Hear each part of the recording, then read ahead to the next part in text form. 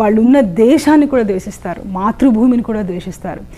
కొంతమంది మనుషులందరూ చేరి ఇప్పుడు క్రిస్టియన్స్ వాళ్ళు జస్ట్ వాళ్ళ కుటుంబాల నుంచే వేరు చేయట్లేదు, ఎవరినైతే వేరు చేస్తున్నారో వాళ్ళలో పెళ్ళిళ్ళు చేసి వాళ్ళు నెమ్మదిగా వాళ్ళ సమాజాలను పెంచుకుంటారు. ఈ పెరిగిన సమాజాలు, ఈ క్రిస్టియన్ సమాజాలు ఏం చేస్తాయంటే ఈ చర్చ్ లీడర్స్ చేతుల్లో వీళ్ళు పావులు. ఇప్పుడు స్టెర్లైట్ అని మనకి తమిళనాడులో ఒక మంచి ప్రాజెక్ట్ నడుస్తూ ఉంది, దానివల్ల మన దేశానికి ఎంతో ఉపయోగం. ఈ చర్చ్ వాళ్ళు ఫస్ట్ వెళ్ళి దాన్ని ప్రొటెస్ట్ చేసి దాన్ని ఆపిచ్చేశారు.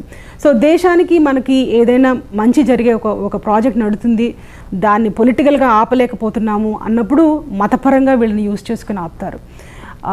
అక్కడ నుంచి అదే కాకుండా ఇప్పుడు మన నాగాల్యాండ్ ఫర్ క్రైస్ట్ అని ఒక మూమెంట్లో వాళ్ళు ఏంటంటే ఈ దేశం మాకొద్దు, మేము ఈ దేశంలోంచి విడిపోయి మేము క్రిస్టియన్ దేశాన్ని మేము ఏర్పరచుకుంటాం అని ఈ దేశాన్ని విచ్ఛిన్నం చేయడానికి ఈ